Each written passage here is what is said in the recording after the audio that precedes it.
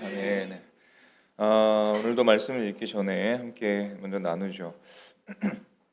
한 주간 설교를 준비하다 보면은 굉장히 치열한 마음 속에서 살아가게 됩니다.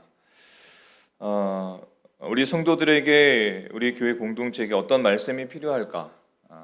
어떤 하나님의 뜻을 알아야 할까? 하나님의 뜻은 무엇일까? 이 분별하고 선택해야 하기 때문에 굉장한 압박감이 있죠. 그러다 보면은 하나님의 뜻을 어떻게 생각하냐면 마치 꽁꽁 숨겨둔 정답을 찾는 것처럼, 꽁꽁 숨겨둔 어떤 정답을 반드시 찾아야 되는 것처럼 그렇게 느껴질 때가 있어요. 그래서 내가 정답을 잘 찾아야 돼. 하나님의 뜻을 잘 분별해야 해. 이러면서 오히려 기쁨과 감사로 간구하고 기도하면서 하나님의 뜻을 묻는 게 아니라 압박과 두려움과 불안 속에서 하나님의 말씀을 대할 때가 종종 있습니다. 그런데 문득 생각해 보니까 저만 그런 건 아닌 것 같아요. 여러분들도 삶을 살다 보면 수많은 선택과 또 분별을 해야 되는 상황 속에서, 이 혼란스러운 세상 속에서 살다 보면 어떤 것이 하나님의 뜻인지 알고 싶기도 하고, 그런데 하나님의 뜻을 잘 모르겠다 하면서 때로는 그냥 포기해버리고 내 마음 가는 대로 혹은 세상이 원하는 대로 삶을 살 때가 있지 않으십니까? 그러다 보면 하나님이 주시는 기쁨도 잃고 또 분별하지도 못하고 세상을 그냥 살아가는 그런 일들이 있을 수밖에 없는 것 같아요. 우리가 함께 오늘 읽을 로마서의 로마 성도들도 마찬가지였습니다. 로마 성도들은 그 로마 제국의 아주 심각한 압박, 그리고 그 화려한 문화 속에서 길을 잃었어요. 하나님의 뜻과 하나님의 주시는 믿음으로 살고자 했지만 그 안에 파묻혀서 혼란스러운 세상 속에서 믿음을 잃고 하나님의 뜻을 분별하는 것을 잃어가면서 길을 잃은 상태로 삶을 살아가고 있었습니다. 그래서 로마 제국 안에서 하나님께서 왜 로마 제국 안에서 살게 하신지를 잊어버리고 살아가고 있었던 것이에요.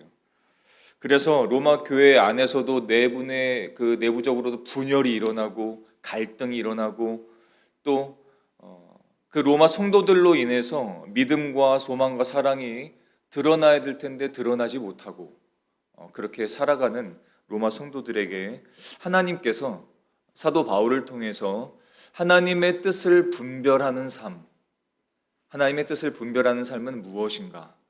그 기쁨과 그 자유를 다시 한번 선포하는 오늘의 말씀입니다. 자, 오늘 그 하나님의 말씀은 로마서 12장 1절로부터 2절까지의 말씀입니다. 로마서 12장 1절부터 2절까지의 말씀을 우리 두 번 함께 읽도록 하겠습니다. 함께 읽겠습니다.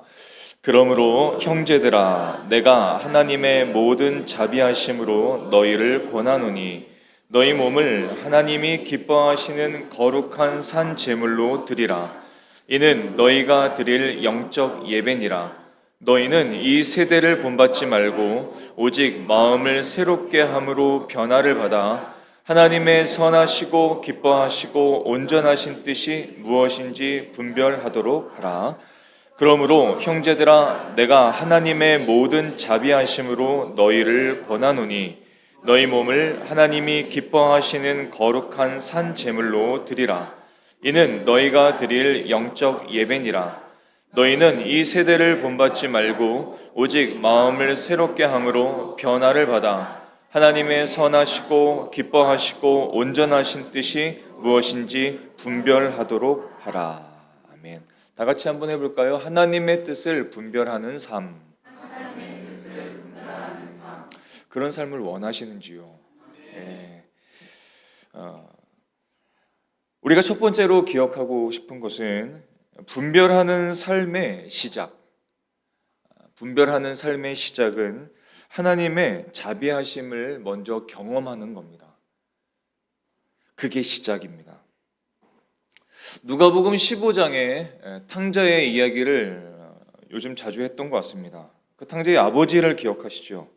아버지 유산을 모두 다 탕진하고 돌아온 둘째 아들을 한번 떠올려 보세요.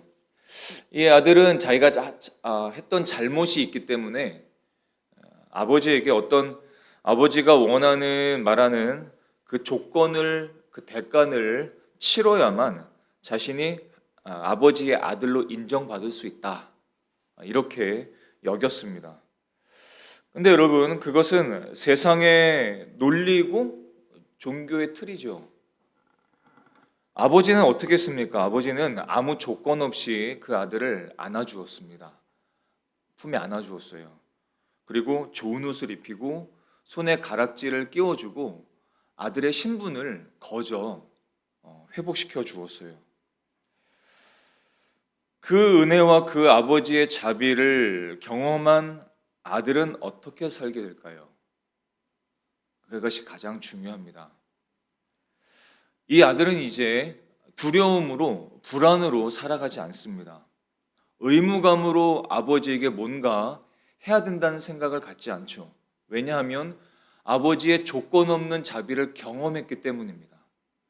아버지의 조건 없는 사랑과 그 은혜를 경험했기 때문에 이 아들은 이제 내가 아버지한테 어떤 무언가를 꼭 해야만 해, 그래야 내가 좋은 것을 누릴 수 있어 라는 생각을 갖지 않습니다. 그리고 그냥 그 아버지의 자비와 은혜를 기대하고 살아가는 거죠. 그러면은 그 아들의 순종은 어떤 순종이 될까요? 자발적인 순종이 됩니다. 순종하면서도 기뻐요. 의무감으로 하는 것이 아니라 기쁨으로 자발적으로 순종하게 돼요. 이것이 우리에게도 동일하게 나타나야 되는 것입니다. 우리가 하나님의 뜻을 분별하는 삶, 하나님의 뜻으로 살아가는 삶을 살기 위해서는 내가 이것을 선택해야 돼, 내가 하나님의 그 말씀을 따라가야 돼, 어떤 의무감으로 하는 게 안 됩니다. 그렇게 해서는 하나님의 뜻을 분별하지도 못해요. 하나님의 뜻을 분별하는 삶의 시작은 그 조건 없는 하나님의 그 사랑을 경험하고 또 경험하고 그것을 마음에 묵상하고 그것을 하나님을 찬송하고 감사하는 것, 그것이 분별하는 삶의 시작이라는 것입니다. 오늘 로마서 12장 1절의 상반절의 말씀을 보면 이렇게 말씀합니다. 그러므로 형제들아 내가 하나님의 모든 자비하심으로 너희를 권하노니 라고 했습니다. 그러므로 형제들아 내가 하나님의 모든 자비하심으로 너희를 권한다 했습니다.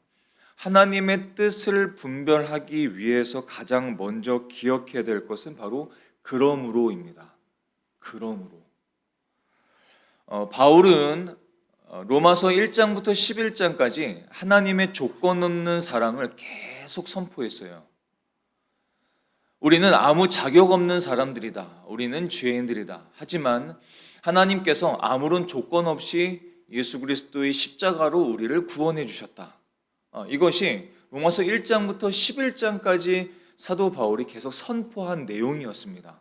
먼저 그 하나님의 자비와 은혜를 선포한 거예요. 그리고 나서 12장에 이렇게 시작합니다. 그러므로. 순서가 뭐가 먼저냐면 하나님의 조건 없는 사랑과 그 자비하심이 먼저. 그러므로 이렇게 살자라고 하는 거죠. 이렇게 살면 하나님이 너희를 구원해 줄 거야. 이렇게 살면 하나님이 너희를 기뻐하게 될 거야 라고 말하는 것은 종교, 세상의 논리, 사람들의 생각, 율법적인 생각입니다. 그것이 아니라 복음은 어떻게 말하냐면 하나님이 조건 없이 너희를 받아주셨다, 사랑하신다. 그러므로 너희들은 이렇게 살아갈 수 있다, 분별하는 삶을 살아갈 수 있다, 이렇게 말씀하시는 겁니다. 그래서 항상 우리가 하나님의 뜻을 분별하는 삶을 살 때에 기억해야 될 것은 그러므로예요. 그러므로 먼저 하나님이 조건 없이 사랑하시고 그러므로 나는 분별하는 삶을 살아갈 수 있게 됐다. 이것을 우리가 경험하는 것입니다. 내가 순종하고 네가 거룩하게 살아야 그러면 하나님이 너를 받아주실 거야 라고 하는 생각들이 우리에게는 늘 있어요. 참 이상합니다. 근데 항상 우리는 복음을 자주 선명하게 선포하고 스스로에게 선포하고 기억해야 돼요. 하나님은 아무 조건 없이 그리스도 안에서 나를 먼저 받아주셨다.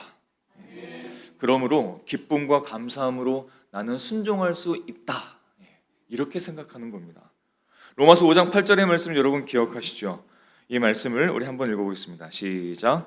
우리가 아직 죄인 되었을 때 우리를 위하여 죽으심으로 하나님께서 우리에 대한 자기의 사랑을 확증하셨느니라. 아멘.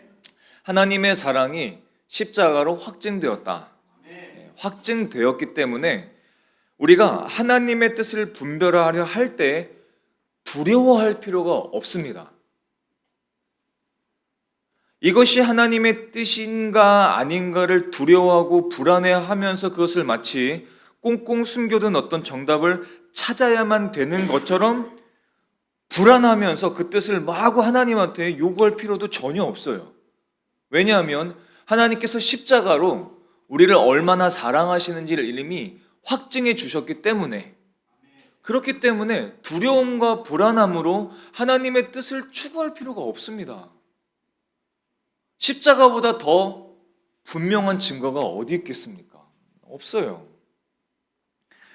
하나님은 십자가에서 저와 여러분을 향한 하나님의 사랑과 자비를 이미 확증하셨기 때문에 십자가에서 예수님을 내어주신 그 하나님이, 십자가에서 자기 아들을 내어주신 그 하나님이 나를 시험에 빠뜨리거나 내 인생을 망하게 하거나 나를 벌주게 하시거나 내가 하나님의 뜻을 잘 못 따라가면 하나님이 나를 망하게 하시거나 하나님의 뜻을 숨기시거나 이렇게 하지 않으십니다.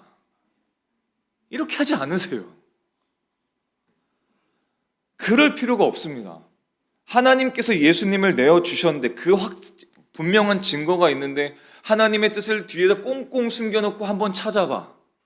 네가 이 뜻을 잘 찾으면 넌 잘 살 수 있고 이 뜻을 못 찾으면 넌 어려운 길을 가게 될 거야. 이렇게 하지 않으십니다. 그런 분이 아니거든요. 우리는 하나님을 너무 오해하면서 살아갑니다. 하나님은 저와 여러분을 먼저 사랑하시고 또 부르시고 구원하셨을 뿐만 아니라 가장 좋은 길로 인도하시는 아버지이십니다. 두려워하지 마시고 하나님의 뜻을 기쁨으로 찾아가는 저와 여러분이 되실 수 있기를 축복합니다. 그때 분별이 시작되는 거예요. 자, 두 번째로 우리가 기억할 것은 분별의 통로는 삶을 드리는 산 제물로 사는 것. 조금 더 쉽게 말하자면 분별하는 삶은 곧 내 삶을 드리는 산 제물과 같은 삶입니다. 나를 드리는 삶이에요. 나를 드리는 삶은 분별의 삶이라는 것입니다. 자, 로마서 12장 1절의 후반부를 보면 너희 몸을 하나님이 기뻐하시는 거룩한 산 제물로 드리라. 이는 너희가 드릴 영적 예배니라 라고 말씀하십니다. 이 말씀을 자주 우리가 나누고 이 말씀에 대한 설교도 자주 듣고 그때는 알 것 같은데 쉽지 않아요. 영적 예배가 도대체 뭐냐? 살아있는 예배가 도대체 뭐냐? 삶이 예배라고 하는데 도대체 뭐냐? 쉽지가 않습니다. 쉽지 않은 이야기입니다. 여러분, 구약 시대에는 사람이 죄를 지으면 자기 죄를 동물에게 옮깁니다. 전가라는 어려운 말을 쓰죠. 자기 죄를 동물에게 옮겨버리고 그 다음에 그 동물을 죽입니다. 왜냐하면 죄값이 사망이기 때문에 그렇죠. 그래서 내 죄의 대가를 동물이 피 흘려 치르게 한 것이죠. 그리고 그 제물을 제단 위에 올려서 태웁니다. 번제를 드리죠. 근데 예수님께서 저와 여러분 대신에 십자가에서 단번에 제물이 되어주셨기 때문에 이 은혜를 믿는 자는 이제 더 이상 피 흘려서 죽을 필요가 없습니다. 대신 살아서 드려지는 산 제물이 된 거예요. 이게 무슨 뜻이냐면 저와 여러분의 육신, 이 육신은 여전히 살아서 숨을 쉽니다. 숨을 쉽니다. 하지만 내 삶의 주인 되었던 내 안에 있었던 주장, 욕망, 그 고집은 날마다 십자가에 이미 못 박혀 죽은 것으로 여기고, 내 욕망은 이미 죽었다, 그렇게 내가 여기고, 내 삶을 이제 어떻게 쓰냐면 하나님이 내 삶을 쓰시도록 내어드리는 거예요. 그게 산 제물의 삶입니다. 대부분은 그렇게 살지 못해요. 십자가를 믿고 예수님께서 내 죄를 위해서 십자가를 지셨다 믿어요. 그런데 내 삶은 또 내 삶인 거예요.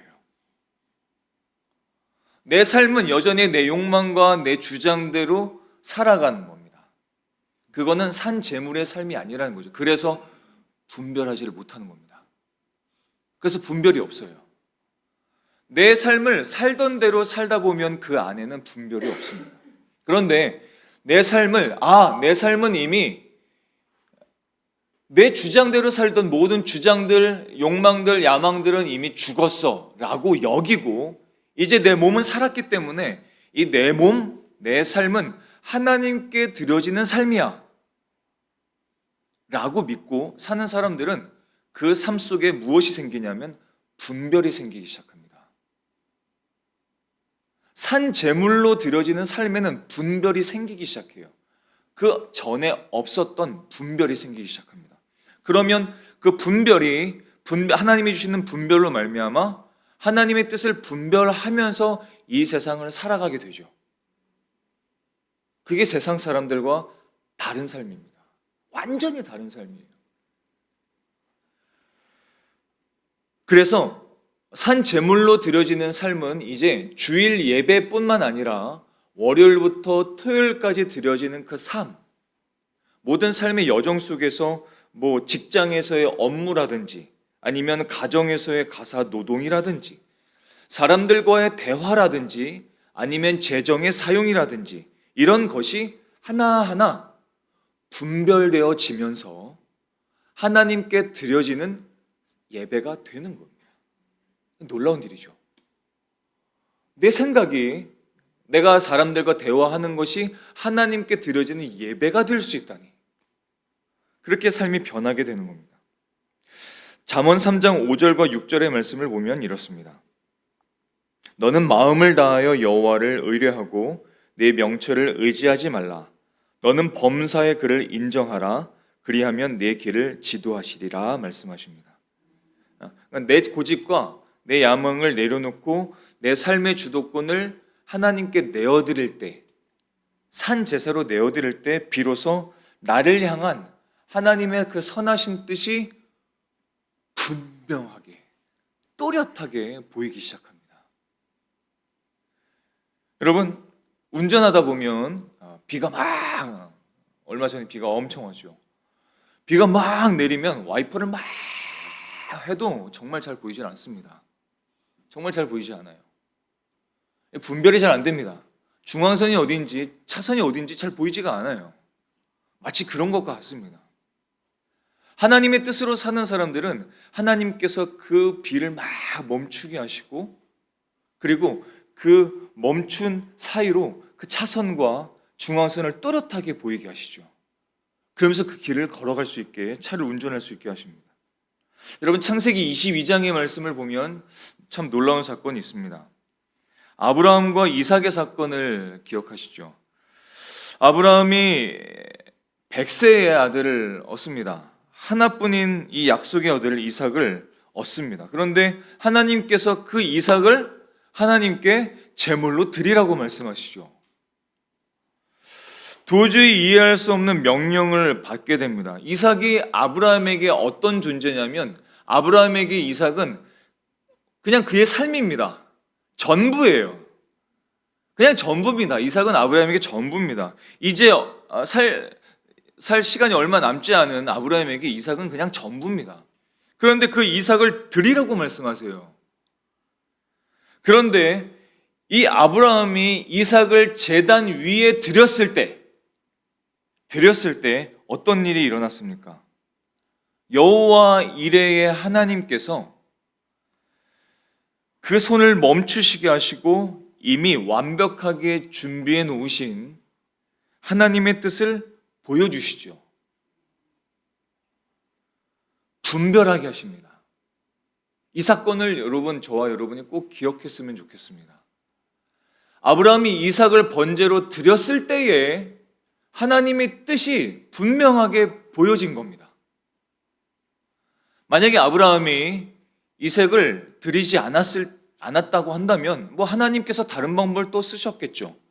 하지만 아브라함은 하나님의 뜻을 보지 못했을 겁니다.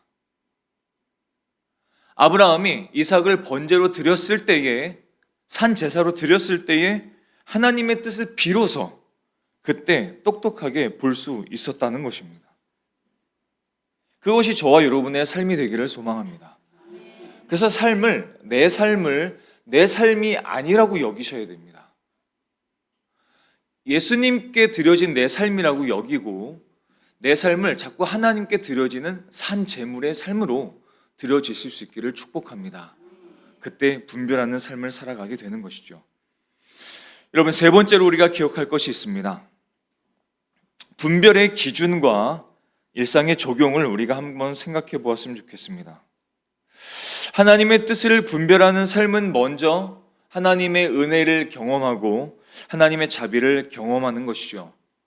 자, 그리고 그 분별의 통로는 일상의 나의 삶을 하나님께 드리는 겁니다. 그것이 분별의 통로입니다. 자, 그럴 때 우리는 비로소 하나님의 뜻이 무엇인지를 알아가면서 살아갈 수 있어요. 로마서 12장 2절의 후반부의 말씀을 보면 하나님의 선하시고 기뻐하시고 온전하신 뜻이 무엇인지 분별하도록 하라라고 말씀합니다. 그래서 이 말씀은 우리가 하나님의 뜻을 분별하며 살아갈 수 있다라는 뜻이에요. 그냥 단순한 명령이 아니라 저와 여러분은 하나님의 뜻을 분별하면서 살아갈 수 있게 된 것입니다. 일상의 현장에서 결정하고 선택하는 그 시간에 하나님의 뜻인지 아닌지를 분별하면서 살아갈 수 있게 된 거예요. 그게 우리에게 일어난 일입니다. 자, 그런데 여러분, 한 가지가 있습니다. 이 성경은 이것이 정말 하나님의 뜻인지 아닌지를 분별할 수 있는 구체적인 기준을 몇 가지 주시죠. 많아 보이지만 사실 훈련하다 보면 이것이 결국은 하나라는 것을 나중에 알게 됩니다. 네 가지를 먼저 나눠보죠. 첫 번째는 무엇이냐면 기록된 성경에 그것이 부합하는가라는 겁니다. 이것이 정말 하나님의 뜻인지 아닌지를 분별할 때 이것이 기록된 하나님의 말씀 성경에 부합하는가라는 것이죠. 하나님의 뜻은 절대로 성경과 충돌하지 않습니다. 절대로 충돌하지 않습니다. 내 느낌이나 내 감정이나 아무리 큰 재정적인 이익이 보장된다 할지라도 성경이 그 많은 불의나 거짓의 길이라면 그것은 절대로 하나님의 뜻이 될 수는 없습니다. 시편 119편 105절의 말씀을 우리 같이 읽어보겠습니다. 자, 읽어보겠습니다. 시작. 주의 말씀은 내 발의 등이요 내 길의 빛이니이다. 아멘. 기록된 성경에 부합하는가? 이것이 하나님의 뜻인지 아닌지를 분별할 수 있는 기준이 됩니다. 두 번째 기준은 무엇이냐면 하나님과의 관계를 더 깊어지게 하는가? 이것이 중요한 기준이 되죠. 내가 이것을 하려고 하는데, 선택하려고 하는데 하나님의 뜻인지 아닌지, 내 욕망인지 내 생각인지 내 주장인지를 분별할 수 있는 기준은 이것이 하나님과의 관계를 더 깊어지게 하는가? 하나님의 뜻은 항상 저와 여러분을 하나님과 더 깊어지게 합니다. 늘 깊어지게 하는 것이 하나님의 소원이에요. 하나님의 마음입니다. 하나님께서 갖는 마음이 하나님과 저와 여러분을 멀어지게 하겠습니까? 그렇지 않아요. 늘 가깝게 하는 것이 하나님의 소원입니다. 그래서 내가 이것을 선택하고 결정할 때 그 분별의 기준은 이것이 하나님과의 관계를 더 가까워지게 하는가? 이것이 가장 중요한 것이죠. 이 선택이 나를 주님께 더 가까이 이끌어가는가? 기도의 자리로 이끌어가는가? 기도의 자리를 멀게 하는가? 하나님과의 거리를 더 멀게 하는가? 만약 그렇게 하나님과의 거리를 멀게 하는 것이라면 하나님의 뜻이 아니라는 겁니다. 하나님과의 관계가 멀어지게 하는 선택이라면 그것은 하나님의 뜻이 아니라는 거예요. 이것보다 더 분명한 기준이 뭐가 있겠습니까? 눈에 보여지는 증거만이 다 증거인가요? 그렇지 않습니다.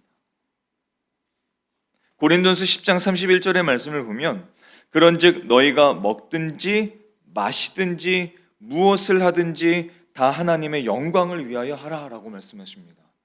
하나님의 영광을 위하여 하는 것은 하나님과의 그 관계를 깊어지게 하는 것, 그것을 말씀하시는 거예요. 저와 여러분의 그 선택이 하나님과의 관계가 더 깊어지게 되는 그런 통로가 될 수 있기를 소망합니다. 세 번째 기준이 있습니다. 세 번째 기준은 무엇이냐면 공동체와 이웃을 섬기고 유익을 주는가라는 기준이죠. 복음으로 새로워진 사람의 그 마음에 어떤 것이 생기냐면 자기를 부인하는 마음이 생깁니다. 그게 복음으로 새로워진 그리스도인들의 마음이에요. 자기의 주장이 있습니다. 자기의 마음이 있습니다. 자기의 욕망도 있어요. 그런데 그리스도인은 그 자기를 자꾸 부인합니다. 이거 아니야. 그거 아니야. 내가 내 마음을 자꾸 부인해요. 이게 나를 자책하라는 뜻도 아니고 내 생각을 무시하라는 뜻도 아닙니다. 그런 뜻이 아니에요. 온통 나에게만 쏠려있던 그 관심을 하나님께로 돌려드리는 것이죠. 세상의 선택은 이것이 무엇이냐면 세상의 선택은 이것이 나한테 유익이 되느냐 항상 거기에 쏠려 있습니다. 내 기분이 좋아지느냐, 내 감정이 좋아지느냐, 나에게 유익이 되느냐 아니냐, 그것 때문에 예배도 선택하고 하나님의 뜻도 선택하고 결정도 선택하고 나에게 유익이 되느냐 아니냐, 항상 그게 선택의 기준이에요. 내가 그걸 과연 잘 알 수 있을까요? 모릅니다, 여러분. 모릅니다. 사람은 절대 모릅니다. 나에게 가장 알맞은 선택은 하나님이 아시는 거죠. 하나님이 아십니다. 하나님보다 나를 더 잘 아시는 분이 누가 있습니까? 근데 항상 사람들은 내 선택이, 내 감정이, 내 마음이 따라가는 것이 내가 가장 잘 선택하는 것이라고 착각한다는 겁니다. 그래서 오해를 하는 거예요. 그래서 분별을 못하는 겁니다. 하나님 뜻을 잘 모르는 거예요. 그때 나를 부인하는 겁니다. 잘 모르겠으면 그냥 먼저 부인하세요. 그러면 됩니다. 그러면 되겠더라고요. 나에게 먼저 일어나는 생각들이 있습니다. 어떤 결정을 할 때 나에게 먼저 일어나는 감정이 있습니다. 그때 여러분, 그때 그것을 먼저 부인해 보세요. 먼저 부인해 보세요. 그리고 하나님을 묵상해 보십시오. 그러면 길이 또렷해집니다. 이것이 나에게 유익이 아니라 하나님과 이웃과 교회 공동체에게 얼마나 유익이 되는가를 먼저 보기 시작하면은 하나님의 뜻을 온전히 볼 수 있게 되는 것이죠. 갈라디아서 5장 13절의 말씀을 보면 오직 사랑으로 서로 종노릇하라 라고 말씀하십니다. 그래서 그 기준을 공동체와 하나님의 예수님의 몸이신 교회 공동체를 생각하게 될 때 점점 분별하게 됩니다. 네 번째로 성숙한 성도들의 지혜와 검증을 거쳤는가를 한번 살펴보십시오. 하나님의 뜻을 분별할 때 여러분, 하나님의 뜻은 내 마음속에서 혹은 내 골방에서 혼자 단독적으로 결정되는 게 아닙니다. 혼자 결정하지 마세요, 여러분. 혼자 결정하지 마세요. 하나님의 뜻은 혼자 결정하는 게 아닙니다. 만약에 그것이 가능하다면 하나님은 이 땅에 교회를 세우지 않으셨습니다. 그럴 필요가 없죠. 자, 네가 하나님 믿어? 잘 결정해봐. 이러면 끝이죠. 그것이 아닙니다. 성령이 거하시는 신앙의 공동체, 하나님 말씀 안에 거하는 공동체 안에서 목회자와 성도들의 지혜로운 권면과 조언, 기도 속에서 그 뜻이 검증되어져야 됩니다. 잠언서 15장 22절의 말씀을 보면 의논이 없으면 경영이 무너지고 지략가가 많으면 경영이 성립하느니라, 이렇게 말씀하십니다. 여러분, 이 사건을 기억해 보십시오. 사무엘하 12장에 보면 거기 다윗 왕이 나옵니다. 이 다윗 왕이 자기 부하인 아내 바세바를 범했습니다. 죄악을 저질렀죠. 근데 그때 다윗 왕은 하나님을 믿고 하나님을 아는 사람이지만 전혀 분별하지 못했습니다. 분별하지 못하고 죄를 저질렀어요. 강력한 욕망이 있었고, 그리고 왕이라는 권력에 눈이 멀어서 하나님의 뜻인지 아닌지, 그것이 범죄인지 아닌지 전혀 알아채지 못했습니다. 자, 그때 자기 생각과 자기 감정에 갇혀 있었기 때문인데, 그때 하나님께서 어떻게 하십니까? 혼자 잘 분별해봐, 네 죄를 네가 잘 깨달아봐 라고 하지 않으십니다. 나단 선지자를 보내시죠. 나단 선지자를 보내서 하나님의 말씀을 대언하게 하시고 다윗의 죄를 깨닫게 하십니다. 일깨워 주시죠. 그때서야 다윗이 자기가 행한 그 일이 얼마나 큰 죄악인지를 그때서야 깨닫게 됩니다. 그때서야 분별하게 됩니다. 그때서야 일깨워지게 되죠. 눈물로 회개하고 하나님의 뜻으로 돌아오게 됩니다. 마찬가지입니다, 여러분. 하나님의 뜻은 내 주관적인 느낌이나 세상적인 계산법대로 내 마음대로 결정해서 이루어지는 게 아닙니다. 기록된 말씀, 그리고 믿음의 공동체의 건강한 조언들, 격려들, 권면들, 이런 것들을 통해서 하나님의 뜻이 명확해집니다. 여러분, 목회자에게 옆에 있는 믿음 있는 친구들에게 꼭 물어보세요. 기도를 요청하세요. 이것이 정말 하나님의 뜻일까 아닐까를 물어보세요. 혼자 결정하지 마세요, 제발. 그리고 이것이 정말 하나님의 뜻이다 아니다라고 혼자 결정하고 밀어붙이지 마십시오. 대부분 거기서 분별하지 못합니다. 하나님께서 저와 여러분에게 조언해주고 권면해줄 수 있는 믿음의 공동체를 주었다는 것은 정말 감사한 일인 것이에요. 그때 그 공동체를 이용하세요. 목회자를 이용하세요. 목자들을 사용하세요. 그리고 함께 말씀을 묵상하세요. 하나님의 말씀을 또 깊이 파보세요. 함께 기도하세요. 함께 묵상하세요. 그때 하나님의 뜻이 또렷하게 분별해지기 시작합니다. 그리고 그 길로 나아가는데 주저함이 없게 됩니다. 확신이 있으니까, 또렷하니까, 분별되어지니까 그 길을 걸어갈 때 두렵지 않습니다. 불안을 떨쳐버립니다.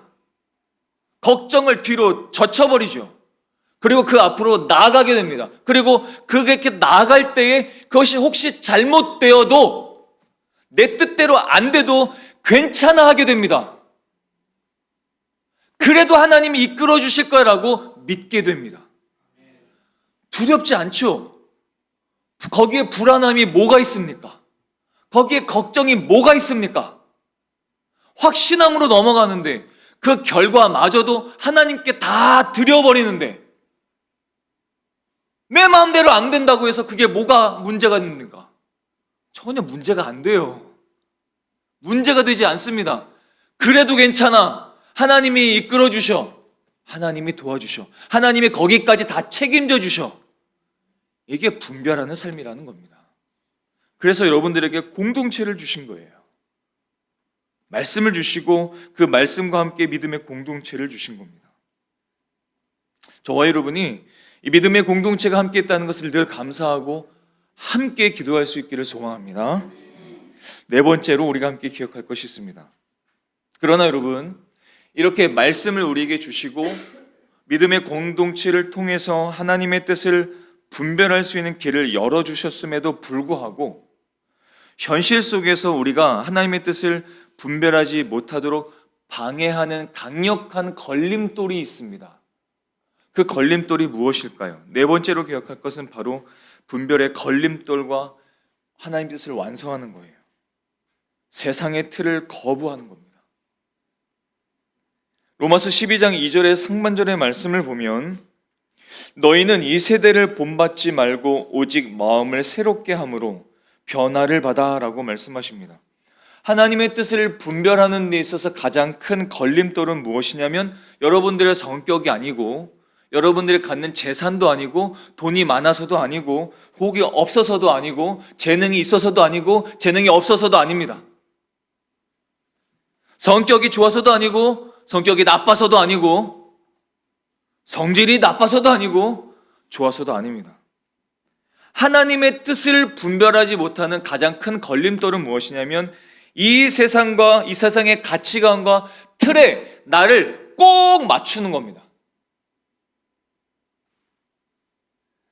세상은 날마다 SNS, 유튜브, 때로는 소위 유명인들, 성공인들의 격언, 명언, 좋은 말들, 때로는 어떤 유명한 사람들의 신앙 간증들, 성공담, 그런 것들을 통해서 우리 귀에 자꾸 속삭이죠. 이 길로 가, 저 길로 가, 이게 맞아, 저게 맞아. 혼란스럽습니다. 머리가 뒤죽박죽이에요. 분별이 하나도 안 됩니다. 이것도 맞는 것 같고 저것도 맞는 것 같고 나한테 맞는 건 도대체 뭐야? 여기다 맞추기도 하고 저기다 맞추기도 하고 내 애를 여기다 맞추기도 하고 저기다 맞추기도 하고 내 생각을 여기다 맞추기도 하고 저기다 맞추기도 하고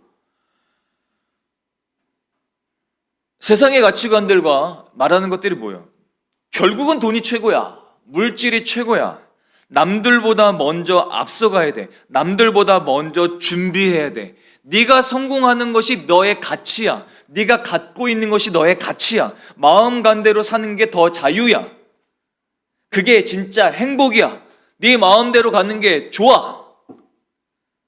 스스로를 그런 말들로 기준들로 채찍질하고 가족을 채찍질하고 아이들을 채찍질하고 스스로를 얽매이고 거기다가 가둬버리고 여러분 그렇게 살았더니 정말 그렇게 되던가요? 정말 그렇게 되던가요?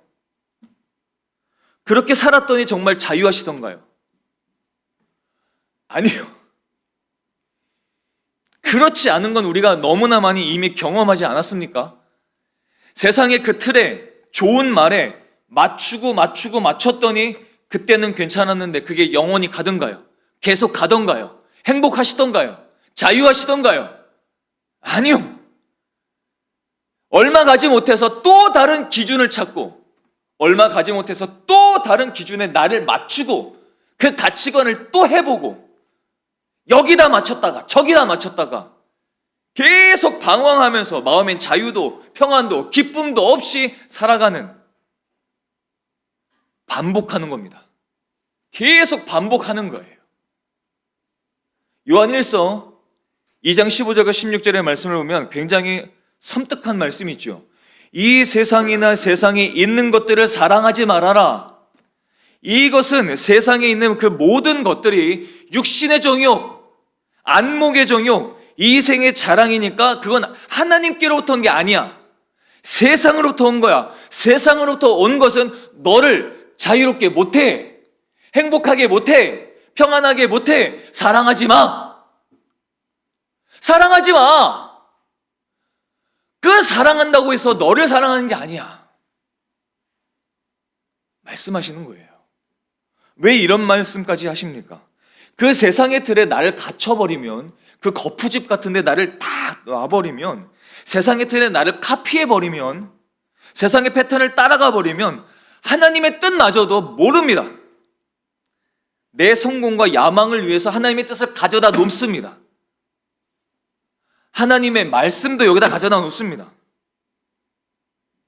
하나님을 내 도구로 씁니다. 도구로 쓰다가 하나님의 내 말을 안 듣기 시작하시면 하나님도 버려버립니다. 원망해버리죠. 하나님 이게 도대체 뭐예요? 나를 왜 이렇게 하십니까? 그래서 하나님께서 미리 말씀하시는 거예요. 너희는 이 세대를 본받지 말아라. 본받지 말아라. 그 세상의 틀에 너를 갇히게 하지 말아라. 그 틀에 너를 맞추지 말아라. 세상은 이런 패턴으로 가고 있어. 저런 패턴으로 가고 있어. 그 패턴을 잘 맞춘다고 해서 넌 세련된 게 아니야. 그 인생을 잘 사는 게 아니야. 도리어 기쁨을 빼앗긴단다. 도리어 평안을 빼앗긴단다. 그 패턴을 맞추기 위해서 수고하고 노력하고 애쓰고 해도 맞추지도 못할 뿐더러 따라갈 수도 없단다. 왜? 너는 하나님의 자녀니까. 너는 하나님의 자녀니까 너는 어차피 세상의 패턴을 못 따라가. 세상의 가치관은 저와 여러분을 온전하게 할 수 없습니다.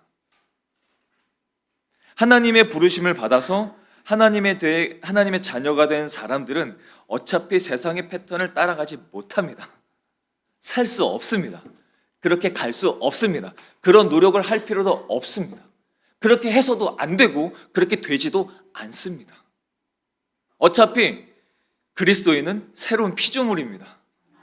다른 세상 사람이에요. 다른 세상 사람입니다. 그런데 그 세상의 가치관에 나를 맞추려고 그런 노력을 버려버리고 그냥 내 마음이 예수 그리스도의 말씀으로 새롭게 되기를 바라고 그 말씀을 자꾸 묵상하고 그러다 보면 세상의 소리가 점점 줄어들게 됩니다. 세상의 소리가 줄어들게 되면 머리가 단순하게 됩니다. 마음이 단순하게 되고 신앙이 심플하게 됩니다. 쫓아가지 않고 내가 먼저 가게 됩니다. 세상이 오히려 나를 뒤따라옵니다. 나는 먼저 가기 때문에 자유롭습니다. 나는 먼저 가기 때문에 평안합니다. 쫓아가는 사람은 늘 불안합니다. 쫓아가는 사람은 평안이 없어요. 세상의 소리가 점차 들게 되다 보니까 점점 내가 좋아하는 것과 하나님의 뜻이 일치하기 시작합니다. 그게 분별이죠. 그러면 하나님을 내 삶의 최고의 기쁨으로 누리게 됩니다. 그때 마음속에는 세상이 줄 수 없는 평안, 거룩한 소원, 거룩한 통찰이 생기기 시작하죠. 시편 37편 4절의 말씀을 보면 또 여호와를 기뻐하라. 그가 내 마음의 소원을 내게 이루어 주시리로다. 빌립보서 2장 13절의 말씀을 보면 너희 안에서 행하시는 이는 하나님이시니 자기의 기쁘신 뜻을 위하여 너에게 소원을 두고 행하게 하신다. 말씀하시죠. 그래서 여러분, 우리는 이 세대의 흐름과 패턴을 자꾸 거스르려야 됩니다. 다니엘서를 보면 정말 놀라운 기록들이 정말 많아요. 다니엘과 세 친구가 뜻을 정했다라고 말합니다. 뜻을 정했다. 그들은 바벨론 포로가 됐던 사람들입니다. 바벨론은 세상의 중심에 있었던 세상이죠. 그 바벨론이 이 다니엘과 세 친구에게 요구합니다. 자, 왕의 진미를 줄게. 포도주를 줄게. 좋은 것들을 줄게. 좋은 위치를 줄게. 따라오기만 해. 바벨론의 가치관으로 살면 돼. 그게 훨씬 좋은 거야. 그게 아름다운 거야. 화려한 거야. 그렇게 살기만 해. 압박합니다. 계속 압박합니다. 그때 그들이 뜻을 정합니다. 그 세대를 본받지 않기 위해서 뜻을 정합니다. 뜨거운 불 속에 들어갈 지언정 나는 우상에게 절하지 않겠어. 정합니다. 그리고 그 정한 마음 속에 새로워진 마음이 시작되고 분별이 시작되고 하나님께서 무엇을 주시냐면 세상의 지혜자들이 갖지 못했던 그 지혜들을 이 친구들에게 부어줍니다. 다니엘에게 그 지혜를 부어줍니다. 그래서 그 다니엘이 그 지혜를 통해서 살아갑니다. 왕을 건집니다. 그 화려한 세상 속에서 그 가치관을 사는 것이 아니라 오히려 하나님의 지혜로 그 세상을 누구보다도 멋지게 살아갑니다. 그게 뜻을 정한 사람의 삶이에요. 세상의 틀에 나를 맞추기를 거부할 때, 뜻을 정해버릴 때 비로소 세상을 이기는 하나님의 뜻이 또렷하게 드러나기 시작하는 거예요. 여러분, 뜻을 정할 때 우리에게 두려움이 생길 수 있습니다. 내가 하나님의 뜻을 알겠어, 따라가겠어 라고 할 때 여러분 불안하고 두려운 마음이 생길 수도 있습니다. 그러면 여러분 기억하십시오. 하나님 아버지는 여러분을 망하게 두지 않으십니다. 결코 한번 부르신 하나님의 자녀는 망하게 두지 않으십니다. 방치하지 않으십니다. 버리지 않으십니다. 망하는 길로 인도하지 않으십니다. 마음 한구석에 이런 마음들이 저와 여러분에게 생길 수 있어요. 지금도 있을 수 있죠. 내가 그때 잘못된 선택을 해서 혹은 내 잘못된 판단 때문에 하나님의 뜻에서 내가 영영 벗어난 것은 아닐까? 내 인생에 뭔가 잘못되는 건 아닐까? 하나님의 길에서 완전히 벗어난 것은 아닐까? 할 필요도 없습니다. 복음 안에 들어온 사람은 그런 걱정을 할 필요가 전혀 없어요. 복음 안에 있다면 안심하십시오. 여러분, 하나님께서 택하신 야곱을 마지막으로 생각해 보십시오. 그가 평생 하나님을 아는 사람이지만 자신의 꾀로 살았던 사람입니다. 야곱이 그런 사람이에요. 자신의 꾀, 자신의 욕심이 얼마나 드덕드덕 있었던 사람인지 모릅니다. 그 사람이 살면서 형을 속이고 부모를 속이고 실수를 계속했던 사람입니다. 근데 여러분, 하나님은 야곱을 버리지 않으셨습니다.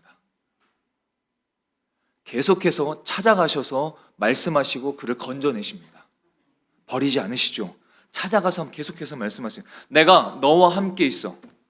네가 어디로 가든지 나는 너를 지켜. 너를 이끌어. 이 땅으로 결국은 돌아오게 할 거야. 하나님께서 계속 그렇게 야곱을 이끄세요. 우리들이 때로는 잘못된 선택을 할 수 있습니다. 분별하지 못하고 잘못된 실수를 할 수도 있습니다. 인간적인 부족함으로 어떤 것을 행할 수도 있습니다. 하지만 우리들의 작은 실수, 인간적인 부족함보다 하나님의 은혜가 더 큽니다. 그 인도하심이 더 놀랍습니다. 우리들의 실수로 우리들의 인생은 잘못되는 게 아닙니다. 23편 1절과 3절의 말씀을 보면 여호와는 나의 목자시니 내게 부족함이 없으리로다. 부족함이 없다고 말씀하세요. 내 영혼을 소생시키시고 자기 이름을 위하여 의의 길로 인도하시는도다. 말씀하십니다. 그러니 여러분, 하나님의 뜻을 마치 정답 찾는 것처럼 불안해하면서 찾을 압박을 느끼지 마십시오. 그렇게 하지 마십시오. 그죠? 나는 정말 하나님의 뜻을 알고 싶은가? 아니면 내 마음대로 정해놓고 하나님께 도장만 찍어달라고 떼쓰고 있는가? 오늘 내 고집과 계산을 내려놓고 하나님께 내 삶의 운전대를 내어드리고, 하나님의 뜻은 언제나 저와 여러분에게 가장 좋은 길입니다. 하나님의 뜻을 분별한다는 것은, 이 말을 마지막으로 기억하면서 예배를 마치겠습니다. 하나님의 뜻을 분별한다는 것은 십자가 복음의 은혜로 우리의 내면과 마음이 새롭게 변화될 때 자연스럽게 주어지는 영적인 감각이며 삶의 태도입니다. 여러분, 이 감각과 삶의 태도가 되살아나는 그런 저와 여러분의 삶이 되실 수 있기를 예수님의 이름으로 축원합니다. 아멘. 함께 기도하시겠습니다.